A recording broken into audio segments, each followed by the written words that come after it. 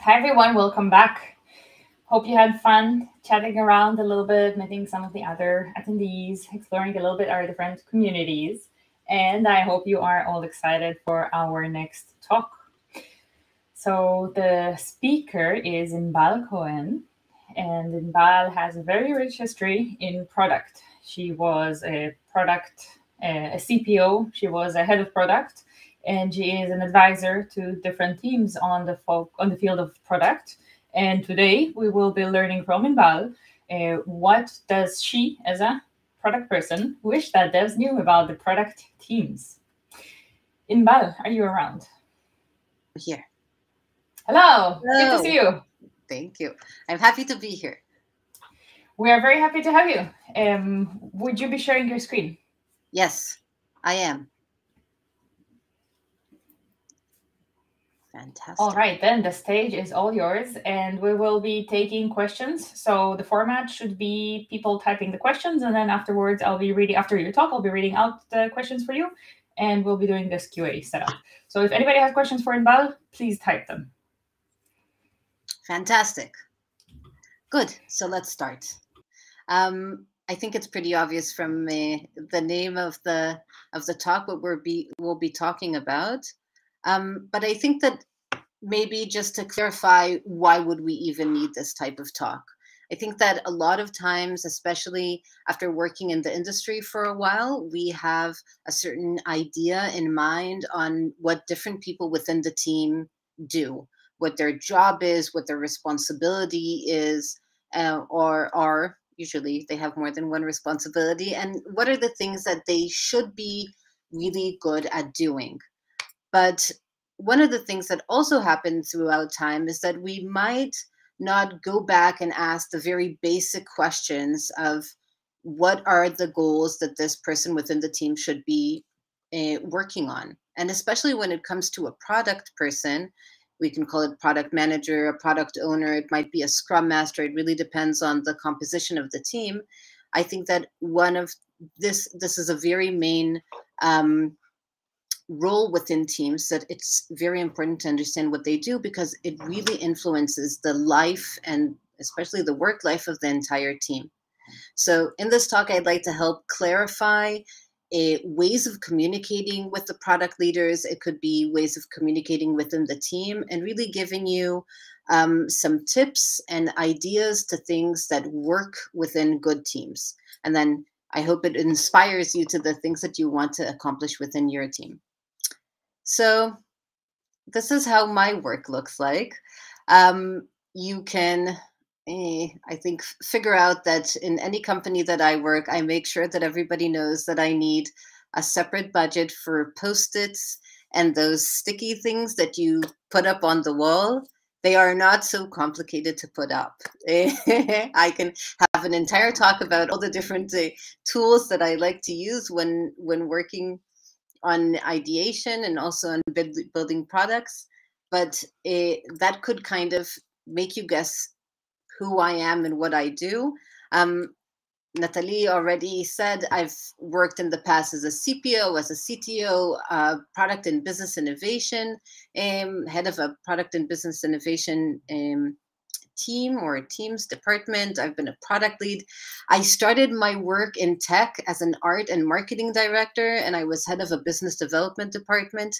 And all of these things, and way before that, I did customer support. So all of these things have led me to learn a lot about the ways, or the best ways, and to keep enriching my knowledge of the best ways for teams to work together, and to challenge the ways that I find to solve the different types of issues that we have within teams. And that's really what attracts me to the work that I'm doing. So if I would have to summarize my experience in a single line, it would be I'm a product leader. I could have another talk about my opinion about the term product manager or product owner. I'm not a big fan. We don't manage anyone, or, well, we don't only manage the product, and it's not about managing, it's more about leading. So you'll see that throughout my talk, I use all sorts of different wordings around this, but the big purpose is being able to lead, not the product itself. It's leading the product team, right? There's all sorts of topics of strategy and roadmap building and all these things, which we'll see. But we're supposed to be leaders as a product. So one of the unwritten tasks that I have as a product leader is to be able to coach teams and product managers and product owners into the best ways to organize a team to complete the work that needs to get done, right? How to be effective, how to motivate a team. So I'll send out a poll. I think that this is a really good time to familiarize yourself with the poll section. It's supposed to be somewhere next to the chat. I've heard, I haven't seen it yet, but please look for it. I'm going to be posting a few questions coming up throughout the talk, and I'd love to get your feedback on them. And the first question is, what is your current job title? The reason I'm asking, well, there's a few reasons. First of all, I think it would be really beneficial for the organizers of the conference to be able to know who's participating. So do it for the team. And another reason is because I think that I would be able to navigate through my talk easier if I know who's sitting here with us. Another thing to mention is that please feel free to add questions at any point in time in the chat, and we'll go through them later on in the talk.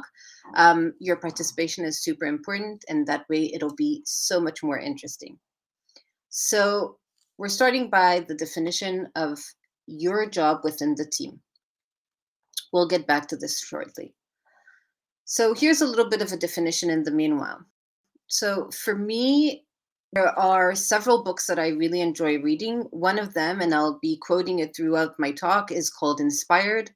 It's by Marty Kagan, and it's absolutely a fantastic book for many different reasons. It's meant for product leaders, but I really do think that even if you're not a product leader within your organization, you should pick it up. It's very interesting, and the information flows through it. So a product team, because we're talking about the team, there's a product manager within this team. So a product team is a set of highly skilled people who come together for an extended period of time to solve hard business problems. And there's a few interesting things about the sentence that you have on the screen as well. We're talking about different specialized skills. We need to have the understanding that we're not all equal. We have many different people within the team, right? And we really should appreciate each and every one of them for the skills that they have. Another interesting point about the sentence that you have on the screen is the having real ownership. And ownership comes with responsibility and accountability and respect and a lot of other things that we're going to go over in this talk. So let's have a look. We have 70% developers. Good on you. Very surprising, by the way. So let's try to match this, right? Good. Next. So who are these product people? Because we're talking about communicating with the product person within your team. And there are many different ways to effectively and efficiently communicate within a group of people. One of the biggest things that I would say in general about finding good ways of communicating with people is to understand what motivates them, right? If I have a good understanding of what motivates a person, it would be easier for me to understand how they view their job, how they view themselves, right? And what they expect from the people around them. Because product managers have such a large influence on how the team work together, it would be very beneficial for anyone within the team to really understand the product person. I can tell you about the things that I look for, the different types of product people that I hire for within teams, right? I'm looking for people that are very motivated, if it is in terms of feeling inspired about the product itself that we're building, or it could be in being really inspirational for building up teams. I'm not always looking for someone that is highly technical. I don't think that you don't have to be highly technical in every product position that you have, but you do need to be able to truly understand the jobs of the people within your team. You really need to understand what each and every person is doing, what their strengths are, and you need to have a really good sense of the mission and the motivations that we have within the team for each and every different person. So I have another question for you, right? And this is the next one, which is, what are the characteristics that your current product owner has, right? What do they do, right? I gave you a list. You'll probably see it in the poll at the moment, and you would be able to choose from them. Next. So I Googled the definition of a product manager. I think that Atlassian has made enough money on tools for product and development teams to be able to quote them, right? So I think that there are so many important milestones within this sentence, which I can't go over all of them. We could write a book about them, but I'd like to create, in this talk, again, I'd like to create an understanding of who a product person is. So the characteristics are starting to pour in, and I'll wait a minute before I tell you the answers. So what do product people do? One of the questions that I hear rising up from development teams and colleagues within tech companies, and I have to say that I asked that same question a few years back. I was an art and marketing director. I went to a party with friends, and one of the people there just said, "I'm a product manager," and I just bluntly asked, "What does that mean? What is that?" Right? What does a product manager even do? If you ask people within a development team, they would probably focus on the last 2 points. I understand that. It is a feeling that you get a lot of times from different product people working within teams. But there's also other things that they do throughout the day when they're not writing user stories. And a lot of times product managers don't even write user stories at all. We need to, as a team, we need to be able to build increments of valuable software, which we would be able to sell, let's say, or to create value for the sales team, for the marketing team, for the customer support team, right? And understanding and giving them sales, marketing, customer support, business people, right, within the company. And we need to be able to give them a good understanding of what the team is actually working on for them to be able to work with us together and to collaborate. We need to be able to give the entire company an understanding on the progress that is going through, right, within the development team, in order for them to plan the things that they want to work on going forward. So let's have a look at the characteristics that we have. So first of all, we have 25% of good communication. That's really good. Defining the roadmap and communication with stakeholders. So those were the main 3 characteristics of the product managers that you work with, or the product owners that you work with, which is fantastic. And I think that it's also very interesting. So let's look why. Frameworks. Well, in order to get work done, product leaders from around the world have devised all sorts of interesting tools and frameworks to help teams understand the best ways to work together, which is cool. It's nice. It's made a lot of people a lot of money, right? And a lot of different institutes for training these different types of methodologies and frameworks.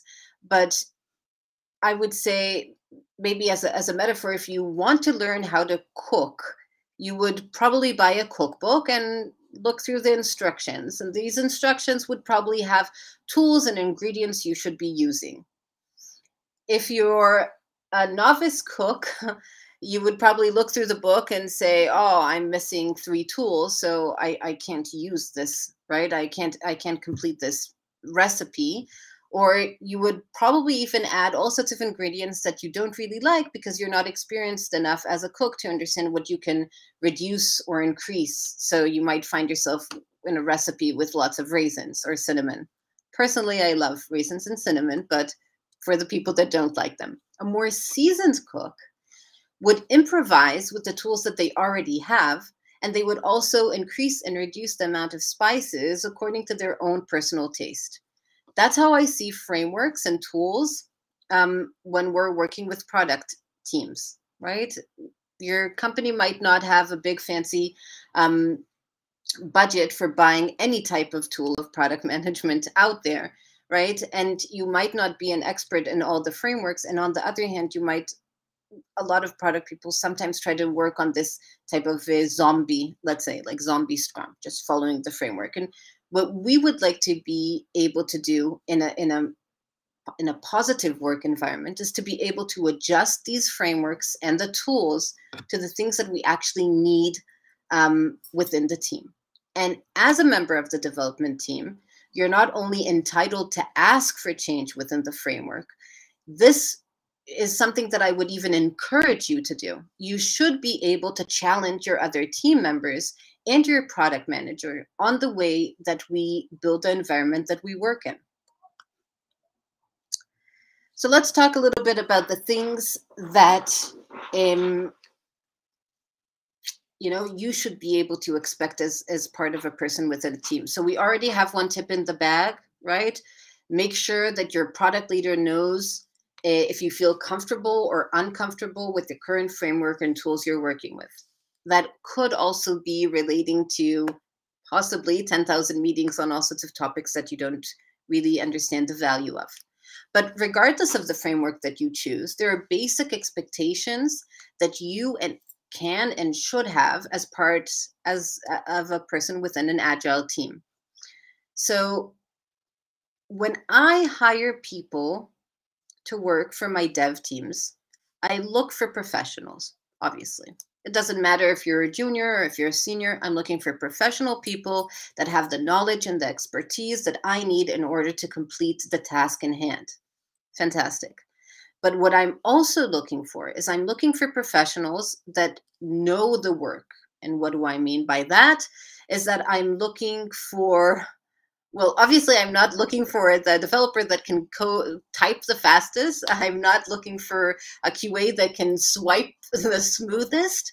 I'm looking for people that would be able to assess the technical issues that are going in, right? The work that's coming in. And they would be able to, let's say, absorb and their personal opinions and provide insight on the best ways to move forward, right? This is also something that relates directly to the work of a product manager, right? As a product, within a company, I would like to make sure that we get the most out of your skills, right?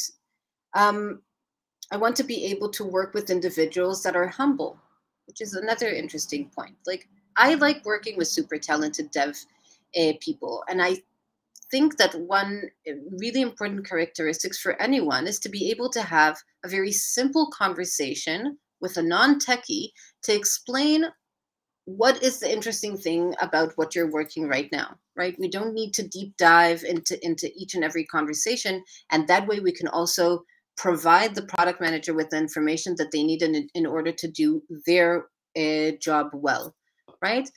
Because in the end of the day, what the product manager should be doing or product owner should be doing is to be able to orient the business people within the company with the tech solutions that are being built, right? And to create a direct linkage between the business ideas and goals and the tasks that are being done.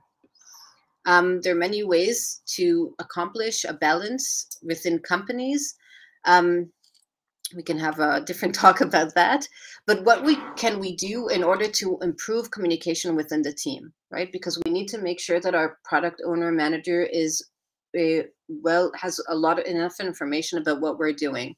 So first of all, I would say that you any person within the development team should have a really good understanding of the business objectives your work is trying to solve.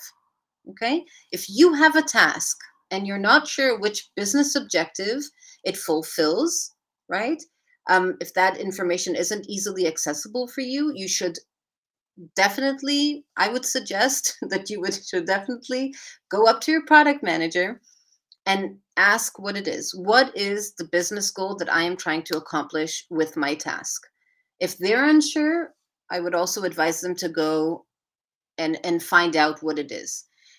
Once, and this ties into the point of, if I understand what I'm working on, if I understand the prioritization, then it's much easier for me to create value.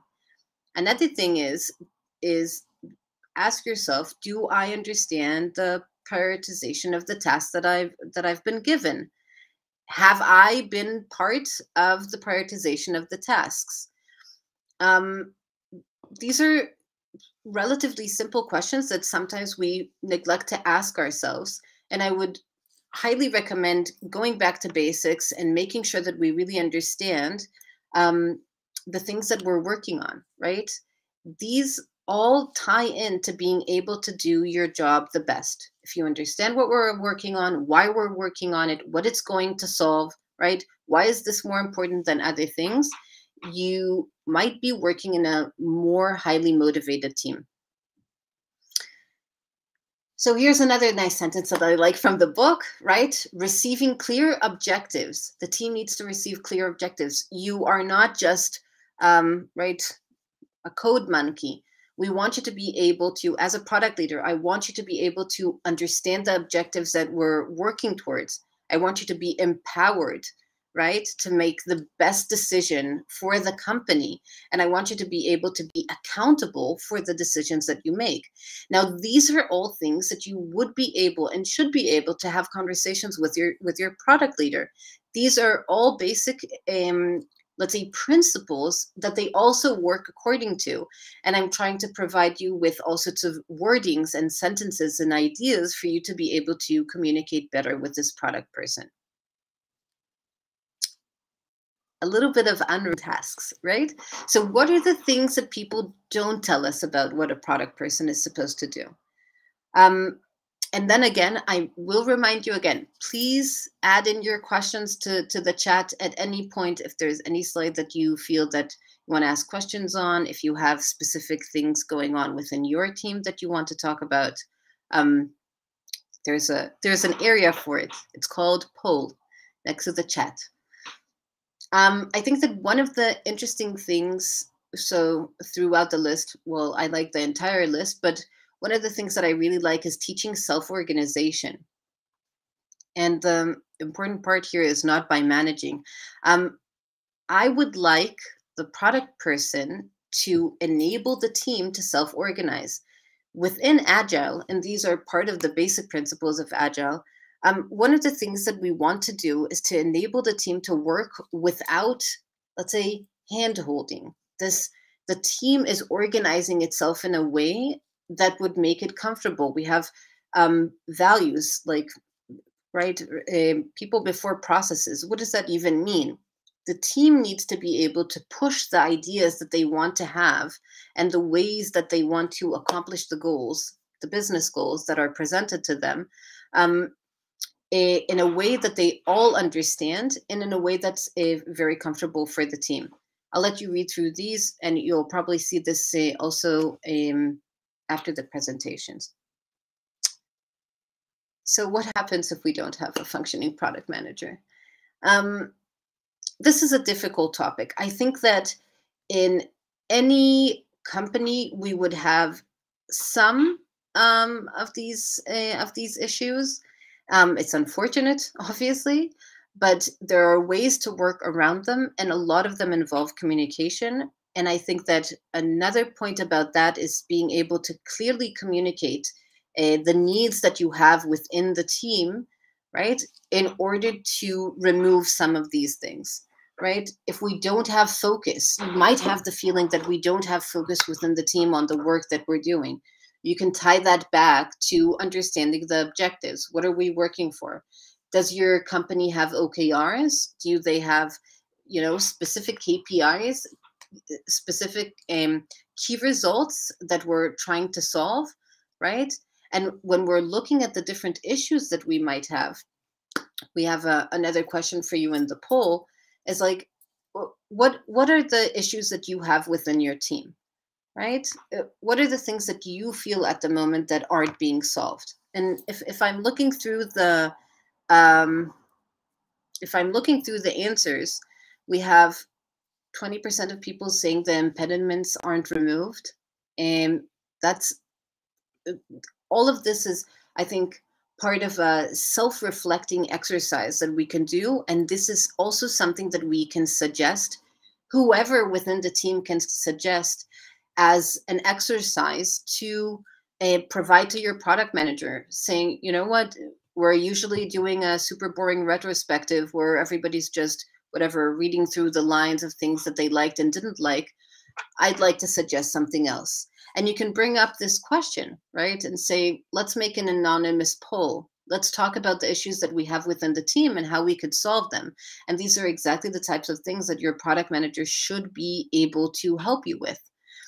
So from the answers of the poll, we have impediments aren't being removed. We have 20% not having focus. Super important. If you don't understand the focus, you're not understanding the company vision and mission, you're not understanding the reason that you're building things, your motivation probably isn't too high. We have 40% of people that say that the dev teams don't understand the goals of the development. If you don't understand the goal, how difficult is it for you to actually achieve the goal? How difficult is it for you to understand what is the most important about the feature that you're developing at the moment? How would you be able to even provide your own insight and expertise? I think that it's extremely important to be able to say, I'm not a code monkey. I'm not just writing things, I'm not just providing features just in order to get things done. I actually want to understand the reasoning behind them. And I want to be able to suggest things according to my knowledge and expertise. There's all sorts of things that are they're not visible to people that are not technical, right? They can't see behind the scenes. They can't see the databases. They can't see the ways that the information is flowing. And they also might not be the most informed about the latest technologies that are coming out. So let's have a conversation about these things. I want to be able to contribute for us to have a great product. In the end of the day, as part of the product team, you want to be part of an excellent product. I don't think I've ever met someone that would say, it's like, I don't care being part of a, 1-star rating app. No one wants that. You want to be at a great app. And a lot of times you just feel that you're not empowered to be, making decisions on these types of things. And you should be.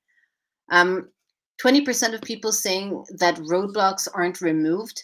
That's a super important point. We want to be able, as product leaders, we want to be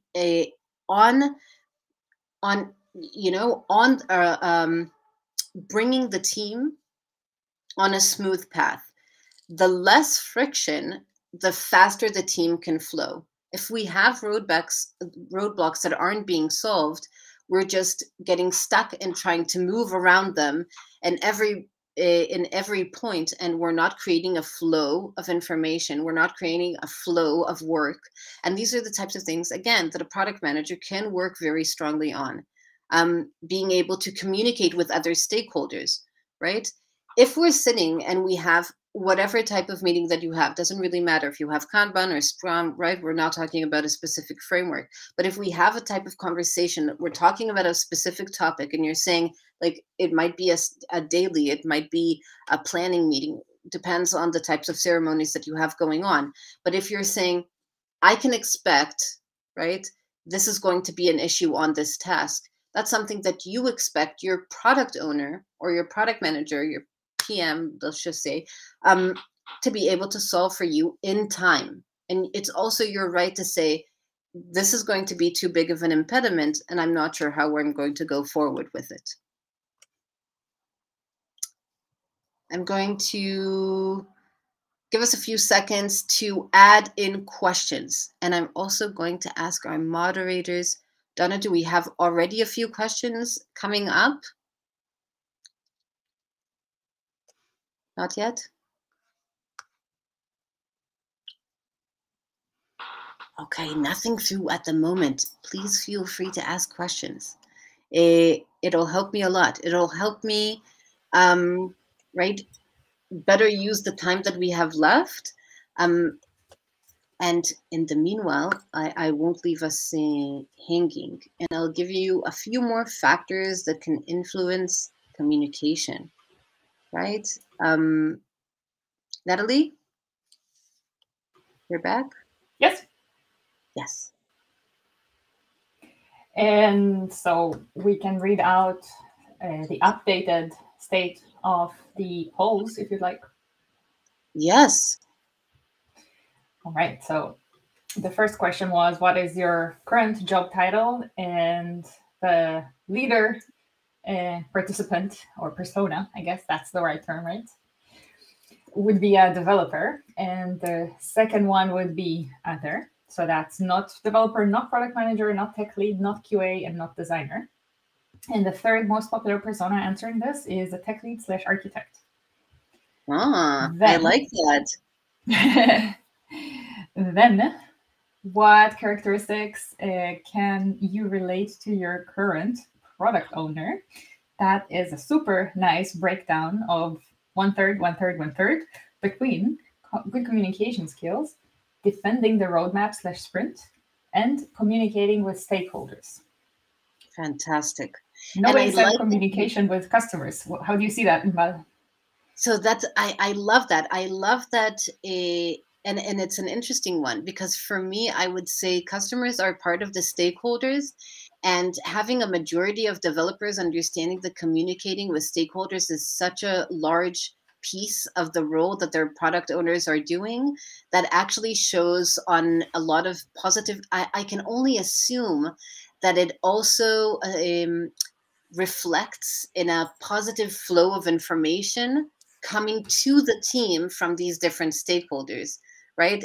If I, as a person within a team, am aware that my product owner has a lot of communication with the stakeholders, I can only assume that all this information is coming in and being translated into reasonings and explanations and ideas and business ideas and goals that we want to accomplish as a team, right? And we want to accomplish as a company. Before reading out the last answer of the poll, we have one question coming through for you. Yes. And how do you change the mindset of a very unmotivated group of devs? The toughest one for you. I think that is so, obviously it's a fantastic question. The reason is there's so many. I think that there are more unmotivated dev teams than there are motivated dev teams. That's one of the reasons that it's such a challenge. But I would say that one of the things I would start with is trying to have individual conversations with the different team members to understand if they even realize that they're unmotivated, right? Starting from that. If they do feel that they are unmotivated, if they would be able to break down the reasons that they aren't, right? You could use a few of the slides that I have in this talk to guide you through questions, making sure, like, do you feel that you're being heard? Are you understanding the goals, right? Going through the things that do motivate teams and finding out if those work. Another thing that I would say is not all team members can be motivated. Sometimes there are team members that are just tired. They're tired of the work. They're tired of the company. They're tired of the team. They might just not fit. And it's also okay not to work with everyone all the time. Right? It's in the end of the day, a workplace is a place. Well, no, it's not so much a place because we all stay at home, but it's an environment that we spend so many hours of the day in, and we want to work around people that we enjoy. I would say that understanding the goals, the mission, the vision of the company, right? Understanding the business goals that we have in mind, and I would say another thing is that one of the things that I find that demotivate development teams a lot is understanding changes in prioritization. I think that that's one of the things that a lot of product owners haven't mastered yet the art of saying no. We're not, no, we're not done. No, not yet. We need to be finished. Check. Is that something that's demotivating you? That's something that you can bring up to your product owner and ask them to improve on. This answer ties super nicely with the last answer, the last question from the poll, that what issues does your team have, that so many people said dev team does not understand the goal of development / roadblocks. That also distributes similarly with a percentage with no focus and unmotivated team. So seems like you have the recipe for the solution there. And with that, I would like to say, Inbal, thank you so much. We shared your Twitter on the chat, and also it's available in the platform for anybody who wants to find you. If you want to share your slides, for example, you probably will be tweeting them or sharing them in some way. And everybody can always approach Inbal, and by always, I mean in the next 2 days, with the platform. So just find her and send Inbal a message. Thank you so much for this wonderful perspective, Inbal. Thank you for having me.